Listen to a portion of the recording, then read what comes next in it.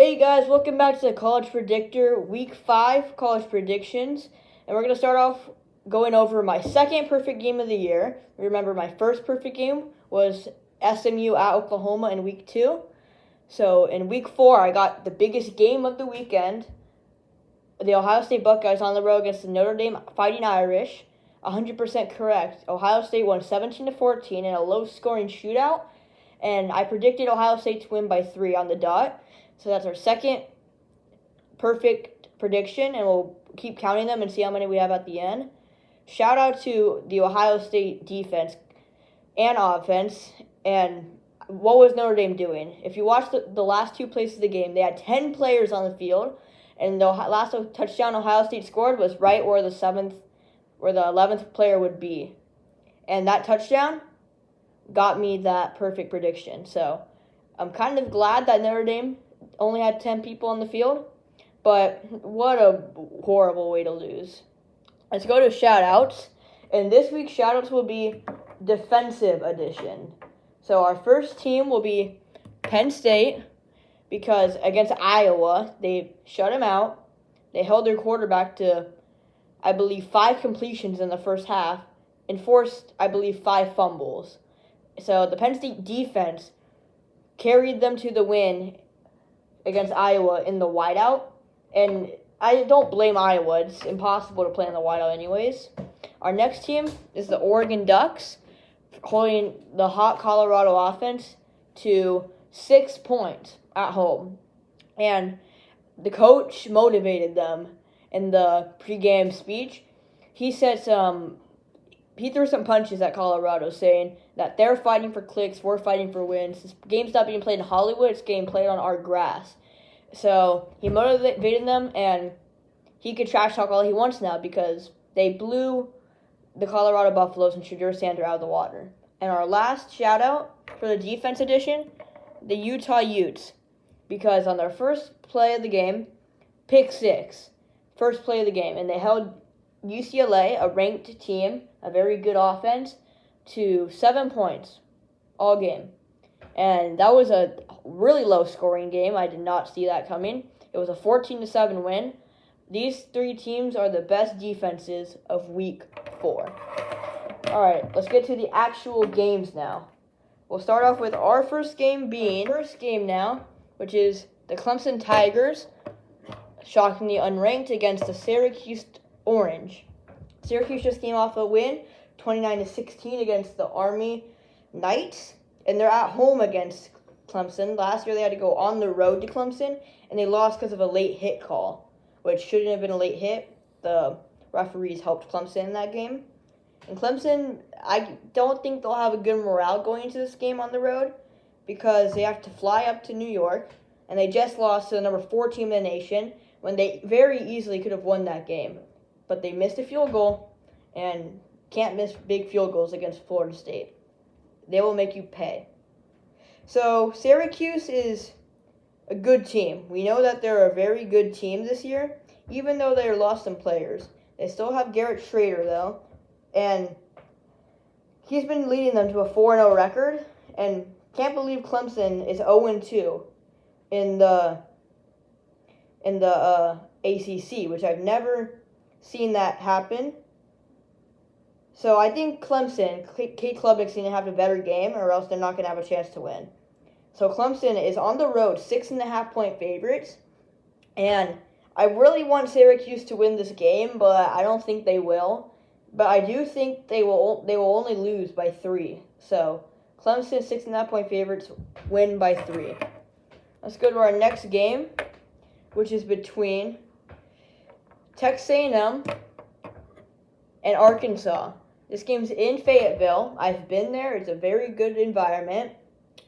So Arkansas should come in hungry after they lost by 3 to LSU on the road, because that was a rivalry game. They wanted the Arkansas-Louisiana boot, but fortunately they couldn't get it. Can they bounce back an early game against Texas A&M? Texas A&M just came off a win to Auburn where they only allowed 10 points, so their defense played very good. But their offense needs to play better against Arkansas because Arkansas has KJ Jefferson. Hopefully Raheem Sanders will get more touches this time. So Arkansas has a hotter offense going into this game, but A&M, I think they're a better team in this situation, but still, they're on the road in the SEC. And Arkansas, I like them in this game. They're going to use the crowd as thrust to score and play defense. This game will come down to the last possession, and Arkansas is going to win that last possession. So Texas A&M, 6-point favorites, get upset by 3, last-second field goal in Fayetteville. Arkansas with the upset.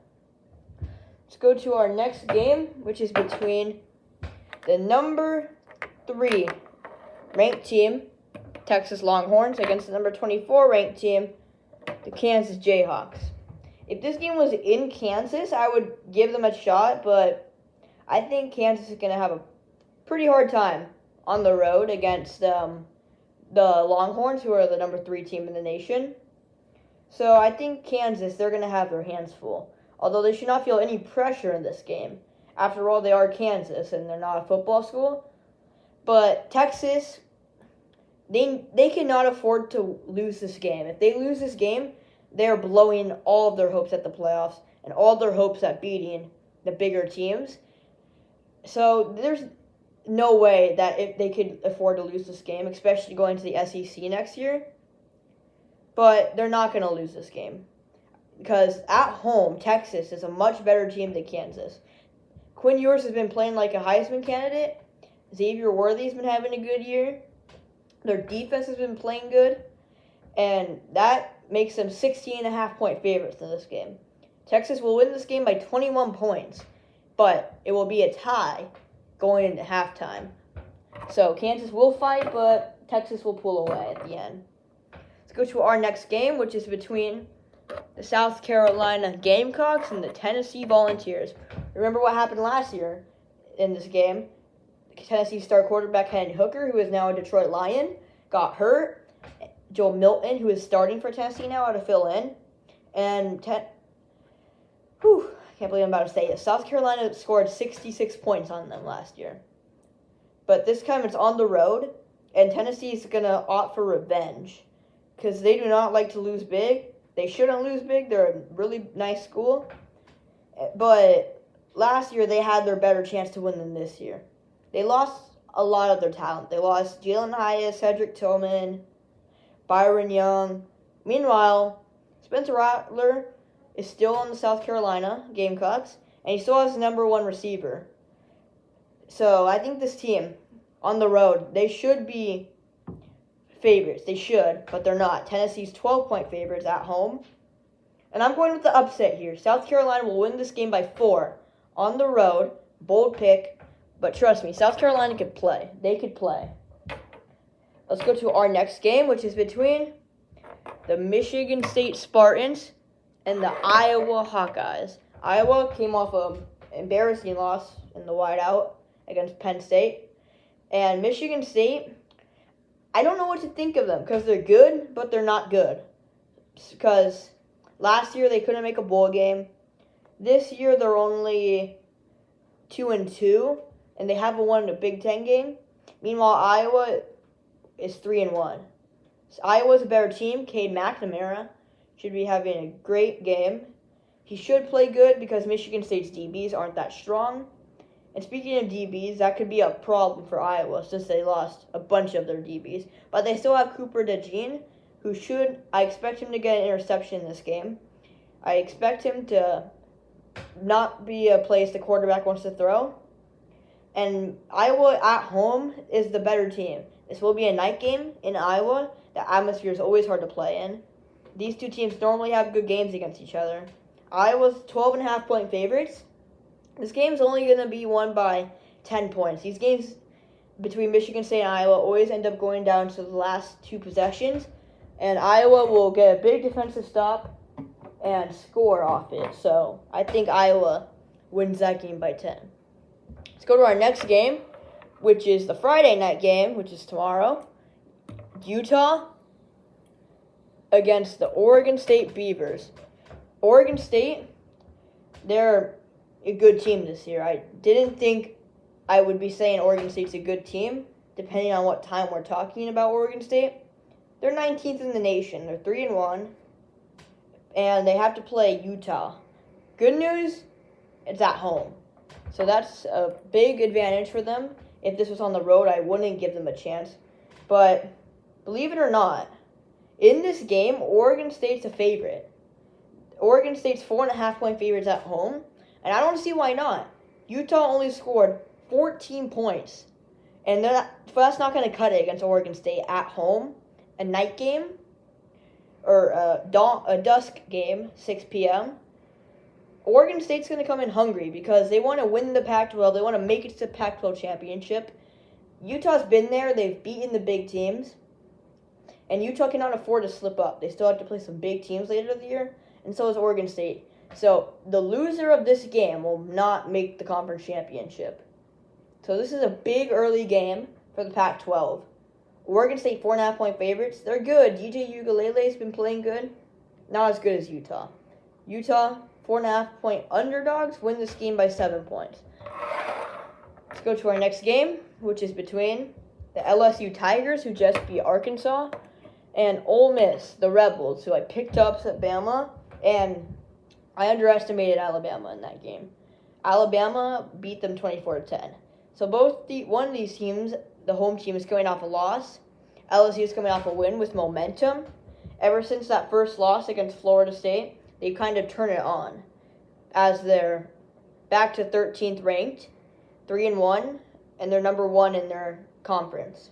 Ole Miss, however, they're 3-1, and they're still 20th ranked. So we cannot forget about them. Ole Miss, Jackson Dart should have a great game. This is a great quarterback matchup to watch. Jaden Daniels against Jackson Dart. This game, it's going to come down to those two players. But one quarterback has better weapons than the other, and that's Jalen Daniels in LSU. He has Malik Neighbors to throw to, Mason Taylor, and he has a great defense. So LSU has way better talent in this game, but Ole Miss has the home crowd on their side. And anywhere in the SEC, it is a hard place to play. And this game will be at 6 p.m. in their time, so it would be around dusk. So in the fourth quarter, in the second half, when it really matters, it will be a night atmosphere. And any place in the SEC is hard to play at night. LSU 2.5-point favorites, however, will win this game by 6. 6 points on the road, move up into the top 10 next week. Let's go to our next game, which is also a Friday game between the Cincinnati Bearcats, who just came off a loss to Oklahoma, who we expect to be a lot worse, but Dylan Gabriel's been playing good, against the BYU Cougars, who beat Arkansas 2 weeks ago. And that was a big win, as they needed to be able to beat big teams, as they're in a big conference now. BYU at home, that's going to be good for them, because this is their first real matchup against a new Big 12 team. So they want to prove which one deserves to be in the Big 12 more. I think BYU at home is a great, great challenge if you want to go. Utah's been there and lost. Plenty of teams have been there and lost. But will Cincinnati step up to the challenge? Cincinnati is a 1-point favorite. This game is a night game, Friday night. Atmosphere should be great. It should be a great football game. I think Cincinnati, even though they're favorites, I don't think they're the better team in this game. I think BYU is the better team. So 1.5-point underdogs. BYU will win this game by a field goal. And I do not think there'll be a field rush, but there will be some considerations about it. Let's go to our next game, which is between the disappointing team, but not that disappointing, against Mississippi State. Bama, they lost one game, and people are ruling them out of everything. Bama's still a talented football team, but I can't disagree after they put 17 points up against South Florida. So they're going to need to play better against bigger teams with better defenses and better offenses, because they almost lost that game to South Florida, which would have been embarrassing for Nick Saban. But people, like I said, they rule out Bama for one loss. That one loss was against the number 3 team in the nation, who are the third highest odds to make the playoffs. Why are they ruling out Bama? Is it because their quarterback play is horrible? Maybe. It's because their defense isn't playing good? Maybe. It's because they're only putting up 17 points against an AAC team? Yeah, maybe. But their quarterbacks need to play good. Jalen Monroe, if he has a bad game against Mississippi State, they're going to have issues on the road. Because Mississippi State, they have a good quarterback themselves, and Will Rogers. So you cannot make simple mistakes in this game. When you play in the SEC, one mistake could cost everything. This is a night game, late game. So Mississippi State, 14.5-point underdogs. They're going to go to the wire with Bama, but they're only going to win this game they're going to lose this game by 3 to Bama. But Bama's not going to make it much farther after that. So Bama wins by 3, but they have a downfall after that. We have a couple games left. Let's go to a game that everyone's excited to see. Caleb Williams, former Heisman Trophy winner, against primetime best DB in the pros, Deion Sanders, and his son Shadur. Don't forget about Shiloh Sanders, who's had a big game against Colorado State. Colorado, I don't know what to think about them anymore. Almost lost to Colorado State. Got absolutely obliterated, embarrassed, and exposed by Oregon. And USC, 4-0. But they haven't played tough teams. They've played Nevada, San Jose State. So their strength of schedule hasn't been the best. And Colorado has had tough games. Because they've played TCU, who at the time was 17th ranked in week 1. They had to go to Oregon. And we know what happened. So Colorado should have a drive to get better and want to still make the Pac-12 championship. But they're playing USC, and their team is just so good. But the atmosphere is going to be great. USC, anytime USC goes on the road, they're going to face a tough crowd. But that's not going to stop them. USC's too good for the Colorado defense, especially without Travis Hunter. 21.5-point favorites. They win this game by 21. So just under the line. All right. We have a couple more games. One of them will be Notre Dame, who just came off the loss to Ohio State, against the Duke Blue Devils, who, all the basketball schools are doing good, as they're 17th in the nation. Duke. Never, ever see that happening. But Notre Dame, we can't count them out. They're still 11th after the loss against Ohio State. They should have won that game, but they forgot how many players were supposed to be on the field at once. That's a D3 mistake. They cannot afford to make mistakes like that anymore because they probably just blew their chance to make the playoffs because of that one missing player. But this game's in Duke, so Duke is going to have momentum. They're going to have a very good atmosphere against Notre Dame. They already beat Clemson, so can they do it against Notre Dame? It's a big question. I think they can, but that doesn't mean they will. Because Notre Dame is, I think, still a way better team. They have a way more experience, way more talent, and a better quarterback in Sam Hartman. Therefore, they're 5.5-point favorites. But this game, I don't know. Duke, they're going to fight. Notre Dame's going to win by a touchdown. 7 points. So Duke's going to fight, but they're not going to end up winning. Okay, let's go to our last game, which is between the Baylor Bears and the UCF Knights. Both these teams are disappointing, but not bad. Baylor, they almost beat Utah. They were so close to beating Utah, but they couldn't execute. They're going to have to learn to execute in these games, especially this is on the road. One mistake in the bounce house, UCF will make you pay. Baylor cannot afford to slip any more games if they want to make a high bowl game. Baylor's already lost 3 games, so they cannot lose any easy games. They still have way tougher teams on their schedule. UCF, they also have tough teams on their schedule, but they're 3-1. I feel like UCF's a team that's underrated. There's been so many teams this year that's lost 1 game, and people are counting them out for being a good football team. UCF's one of them. I give the same example with Alabama. UCF is a good football team. However, they're not there yet. Neither of these teams are there yet. They don't have any NFL starter caliber on their team. So this game will be a good one, but may not be the most interesting to watch. Baylor on the road is 12.5-point underdogs, and there's no way, with the way they've been playing, they could beat UCF. UCF will win this game by 14. I see them finding themselves in the top 25, depending on what teams lose next week. So UCF, they're going to end up winning this game.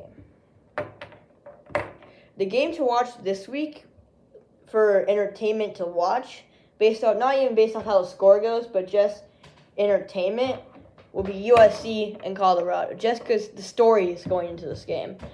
Colorado getting blown up by Oregon. USC having tougher teams to play on their schedule. They cannot afford to lose to Colorado.